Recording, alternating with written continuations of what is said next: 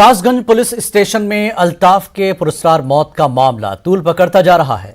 MIM सदर असदुद्दीन ओवैसी ने इसे कत्ल करार दिया है। वहीं उन्होंने सीएम योगी और दूसरी सियासी पार्टियों पर मजहब की सियासत का इल्जाम भी लगाया। उन्होंने कहा कि कानपुर में गुप्ता जी की मौत पर सब पहुंच गए, मगर अल्ताफ के अहले खाना से कोई मुलाकात के लिए नहीं आया। एक बात हमको बताइए कि क्या कोई 4 फीट की नल की टूटी से कोई अपने आप को जो उसके कपड़े में जो वो निकाल कर खुदकुशी कर सकता है क्या? कैसे खुदकुशी करेगा? कौन बिलीव करेगा उसको? भाई 4 फीट पर नल की टूटी है और उसके हुड में क्या धागा निकाल कर खुदकुशी कोई कर सकता है क्या? आप उसको मार सकते हैं, उससे किसी गला घोट सकते हैं और पुलिस कस्टडी में मर जाता है। तो किस बात के लिए सस्पेंड किया गया? उनको तो अरेस्ट होना चाहिए। उसको बस लड़के का मर्डर हुआ है पुलिस स्टेशन में, वो उसकी इज्जत इसलिए नहीं की जा रही क्योंकि गरीब है और मुसलमान है। पुलिस स्टेशन में किसी का आप बोलते हैं कि टॉयलेट में 5 फीट के नल की टूटी को लगाकर खुदकुशी कर सकता है कोई? क्या हिमाकत कर रहे हैं? झूठ पे झूठ बोले जा रहे हैं। बल्कि कासगंज की पुलिस को तो किताब लिखनी चाहिए कि कैसे पुलिस स्टेशन में किसको मारा जा सकता है और खुदकुशी कह दो उसको। भाई ये गुप्ता साहब को गोरखपुर की होटल में पुलिस ने मारा तो मुख्यमंत्री उनके पीड़ित परिवार के पास पहुंच गए, उनको 50 लाख रुपए का चेक दे दिया। अखिलेश पहुंच गए, 21 लाख का चेक दे दिया। अभी अल्ताफ के पास कोई नहीं जाएगा, पूछेगा नहीं अल्ताफ को? क्या इंसान की जान की कीमत क्या मजहब की बुनियाद पर होगी? गरीब है तो गरीब है, पुलिस की कस्टडी में मारा गया तो उनको अरेस्ट करना चाहिए।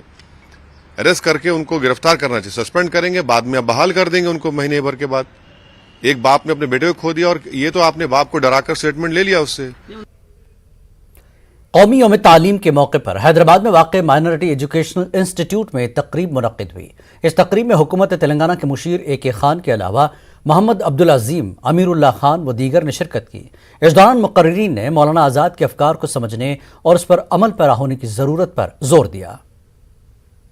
Government has to have its role, but a lot of in a democracy, we were talking of democratization of education, which Maulana Azad Sahab was he held very dear to his heart.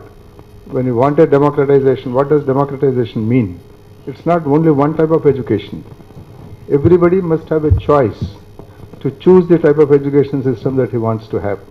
मौलाना आज़ाद का contribution बहुत अजीब पहलुओं में रहा है और खान साहब ने आप लोगों को वो सारे पहलू दिखा दिए जो मौलाना आज़ाद का कंट्रीब्यूशन था इन द एजुकेशन सिस्टम। मैं जो एक कॉन्टेम्प्रेरी इशू में उनका कंट्रीब्यूशन बहुत बड़ा समझता हूँ वो ये कि 1921 में उनके खिलाफ एक केस हुआ, उसके फौरन बाद महात्मा गांधी के साथ भी हुआ। ये ब्रिटिश गवर्नमेंट ने कई केसेस फाइल किए थे इन बड़े लोगों के खिलाफ on the issue of sedition, right? और सेडिशन बड़ा कॉन्टेम्प्रेरी टॉपिक है, इसलिए बहुत ज़रूरी है कि हम उसको याद करें। 100 साल बाद फिर वही हालत है हमारे मुल्क की।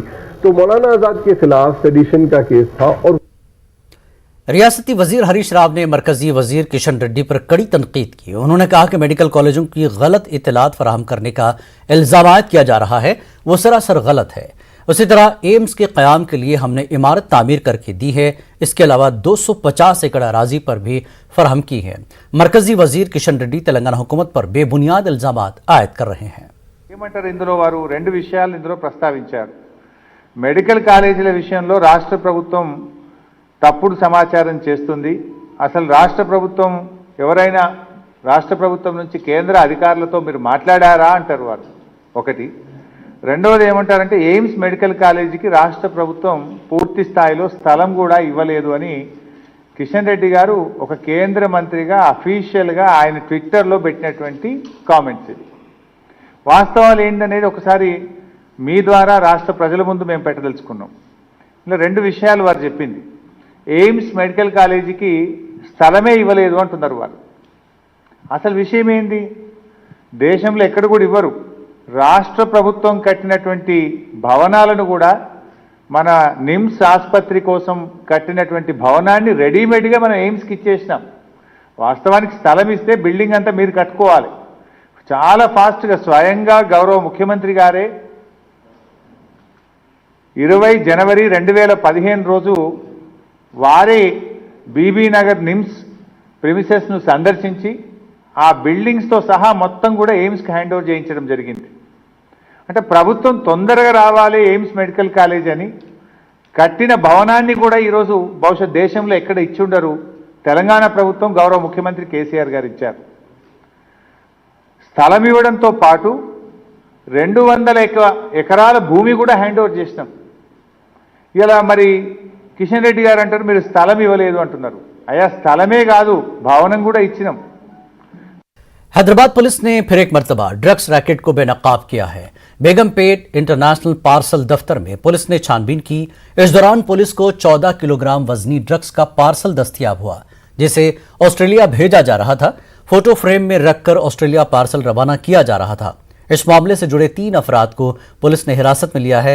Hyderabad city police commissioner Anjani Kumar ने प्रेस कॉन्फ्रेंस के दौरान तफसीलात पेश की।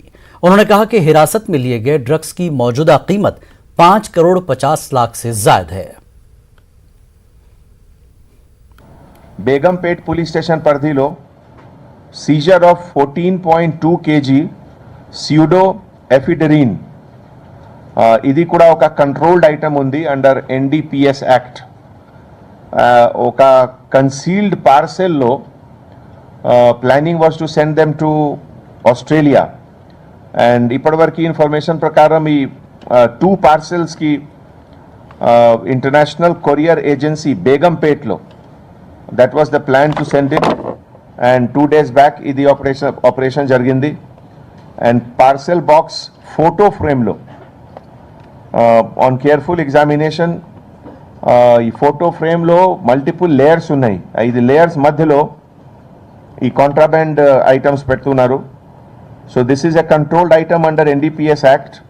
అండ్ టోటల్ 22 ఫోటో ఫ్రేమ్స్ దొరికింది. ఇదిలో 2 parcels were there with in 11 photo frames, total 14.2 kg. Preliminary investigation ప్రకారం ఇది ఒక ఫ్రాడులెంట్ ఆధార్ కార్డ్ కూడా యూజ్ చేశారు ఇదిలో. And by 2 persons possibly from Tamil Nadu. ఇది ఫర్దర్ ఇన్వెస్టిగేషన్లో మొత్తం డీటెయిల్ వస్తుంది. ఇదిలో black market of this drug అంటే ఇండియన్ రూపీస్లో 40 lakh per kg ఇది రేట్ ఉంది. సో అప్రాక్సిమేట్లీ 5.5 crore की रिकवरी జరిగింది. तेलंगाना में कोरोना वायरस के 164 नए केस दर्ज हुए हैं। पिछले 24 घंटे के दौरान कोरोना से एक मरीज की मौत हो चुकी है। महकमे सेहत के अहदेदारों ने कल रियासत भर में 38,242 अफराद का कोरोना टेस्ट किया, जिससे में से 164 अफराद कोरोना से मुतासिर पाए गए। कल 171 अफराद सेहतयाबी के बाद अस्पताल से डिस्चार्ज हो चुके हैं।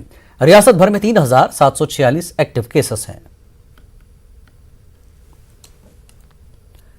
जराइम में मुलविस अफराद पुलिस से बचने के लिए बैरून ममालिक फरार होते हैं। ऐसे अफराद पर शिकंजा कसने के लिए हैदराबाद पुलिस ने नया तरीका अपनाया है।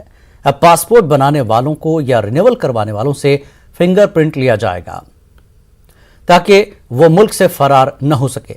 हैदराबाद पुलिस ने बताया कि फिंगरप्रिंट्स की वजह से पिछले 2 सालों के दौरान अब तक 174 से ज्यादा मुजरिमाना रिकॉर्ड रखने वालों की शिनाख्त हुई है। सदर जमहूरिया हिंद रामनाथ कोविंद ने दिल्ली में गवर्नरों के इजलास से खिताब करते हुए कोरोना बहरान में हालात पर काबू पाने में मुल्क भर के रियासती गवर्नरों की सताइश की है। उन्होंने कहा कि मुल्क के नौजवानों को सही रुख पर डालने में गवर्नरों का अहम रोल माना जाएगा। उन्होंने अपने खिताब में जारी रखते हुए कहा कि मुस्तकबिल में मुल्क को नॉलेज सुपर पावर बनाने में गवर्नरों को अहम किरदार अदा करना होगा। इसके अलावा उन्होंने मुख्तलिफ बुनियादी मसाइल पर रोशनी डाली।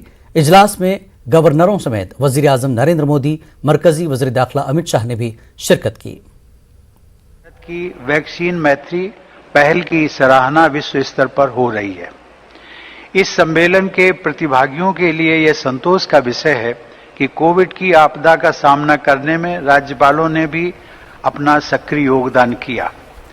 कुलाधिपति के रूप में आप सब लोग युवा भारत के निर्माण की प्रक्रिया से सीधे तौर पर जुड़े हुए हैं। राष्ट्र निर्माण की दृष्टि से यह बहुत बड़ी जिम्मेदारी है। मुझे विश्वास है कि शिक्षा के क्षेत्र में आपके योगदान के बल पर भारत को नॉलेज सुपर पावर बनाने का हमारा राष्ट्रीय लक्ष्य अवश्य सिद्ध होगा।